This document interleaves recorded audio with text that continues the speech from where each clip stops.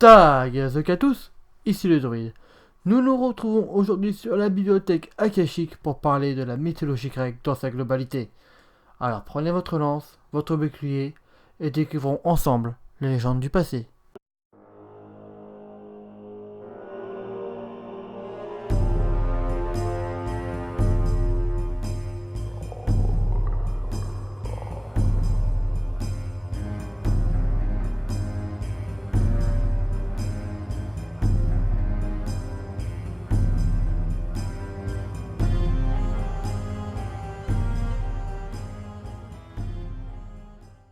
La Grèce, berceau de la civilisation occidentale et terre des plus anciens mythes européens. Le plus ancien texte parlant de la religion hellénique date du 8e siècle avant Jésus-Christ. Il a été écrit par Hésiode, un fermier devenu poète venant d'un village à proximité de Thèbes. Cette vidéo se basera sur la religion hellénique de l'époque archaïque. Au commencement, il n'y avait qu'un seul être, Chaos, et il donne naissance à Gaïa, la terre, Eros, le désir, Tartare, l'abîme, Ereb, les ténèbres, et Nyx, la nuit. Gaïa engendra Ouranos, le ciel, qui deviendra son mari. Ensemble, ils eurent 3 lignées d'êtres. La première était les Hécatonchires, des géants à 100 bras et 50 têtes. Puis ils eurent les Cyclopes, des êtres qui ne possédaient qu'un seul œil du milieu du front. Puis vinrent les 12 titans, 6 filles et 6 garçons. Les Hécatonchires et les Cyclopes, de par leur physique ignoble, furent enfermés dans le Tartare par Ouranos, et de peur que l'un de ses enfants le détrône, il ne laissa pas les titans sortir de leur mère, jusqu'à la rébellion de Cronos, où ce dernier émascula son père et devint le roi des titans. Mais Ouranos se prévint que l'un de ses fils prendrait sa place. Cronos épousa sa sœur Rhea, ils eurent ensemble plusieurs enfants, mais il n'oublia pas la mise en garde de son père. Et plutôt que les maintenir enfermés dans leur mère, sachant que cela était inutile, Cronos préféra les dévorer à la naissance. Ce fut donc le destin d'Hestia, Déméter, Héra, Hadès, puis Poséidon.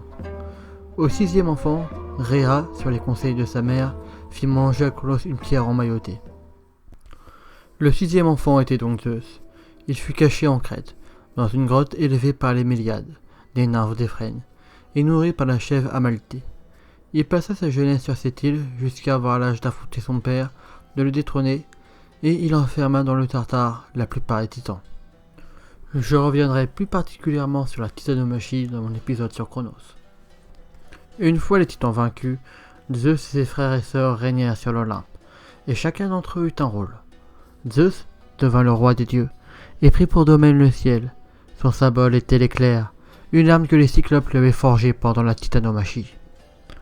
Son frère Poséidon prit la mer et la terre. On dit que chaque tremblement de terre était la manifestation de sa colère. Il est aussi le dieu des chevaux, et possède un palais sous-marin avec un char tiré par les hippocampes. Son arme et symbole est le trident. Hadès, quant à lui, reçut les enfers. Il faut bien noter que les enfers helléniques ne sont pas les mêmes que chez les chrétiens ou autres monothéistes. Les enfers helléniques est l'endroit où vont tous les morts. Il est le juge des âmes et le gardien des morts.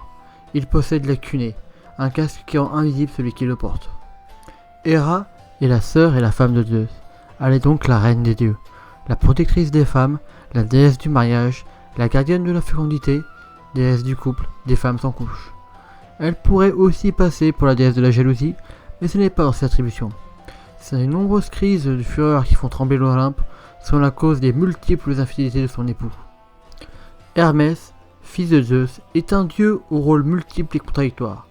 Il est le messager des dieux, donneur de chance, inventeur des poids et des mesures, gardien des routes, des carrefours, dieu des voyageurs, des commerçants, des voleurs, des orateurs, des prostituées.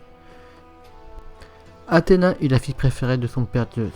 Elle est déesse de la sagesse, de la guerre, de la justice, des artistes et des artisans. Elle est nommée Pallas Athéna car elle porte une armure faite avec la peau d'un géant nommé Pallas, qu'elle a tué puis dépecé. Dionysos, fils de Zeus, est le dieu du vin, des fêtes, du théâtre et de la fureur. Il est entouré de ses fidèles ménades, des femmes rendues complètement folles par sa musique et son vin. Il est aussi souvent accompagné de satyres, des hommes boucs à l'appétit sexuel insatiable. Héphaïstos, fils de Zeus et d'Héra, est un dieu malchanceux. À sa naissance, sa mère le trouva si moche qu'elle le jeta du mont Olympe, ce qui lui brisa une jambe. Il est surnommé depuis lors le boiteux. Il est le dieu des forgerons et du feu. Arès, fils de Zeus et d'Héra, est un dieu haï des hommes comme des dieux. Zeus ne le supporte pas. Il est le fils qu'il déteste le plus. Il est dieu de la guerre. Mais contrairement à Athéna, qui est une déesse de la stratégie militaire, lui est un dieu appelé lors d'une périodicité du massacre des civils. Il est le dieu de la brutalité, de la destruction. Son nom en grec est synonyme de meurtre. Il est le père de carnage et terreur. Aphrodite est, selon la légende, soit l'une des filles de Zeus, soit née de la rencontre de la mère et les testicules d'Uranos tranchés par son fils. Elle est mariée à Héphaïstos, le dieu des forgerons, suite à un concours où elle a voulu choisir son époux, les yeux bandés, juste en tâtant leurs pieds. Elle est la déesse de l'amour et de la sexualité. Elle a pris pour amant le dieu Arès. Nous finissons par les dieux jumeaux, Artémis et son frère Apollon, la lune et le soleil. Artémis est la déesse de la nature sauvage, de la chasse et des accouchements. Apollon, quant à lui, est le dieu des arts, du chant, de la musique, de la beauté masculine, de la poésie, de la lumière. Les deux jumeaux sont des archers émérites. Je vous ai donc présenté 12 divinités les plus importantes du panthéon hellénique.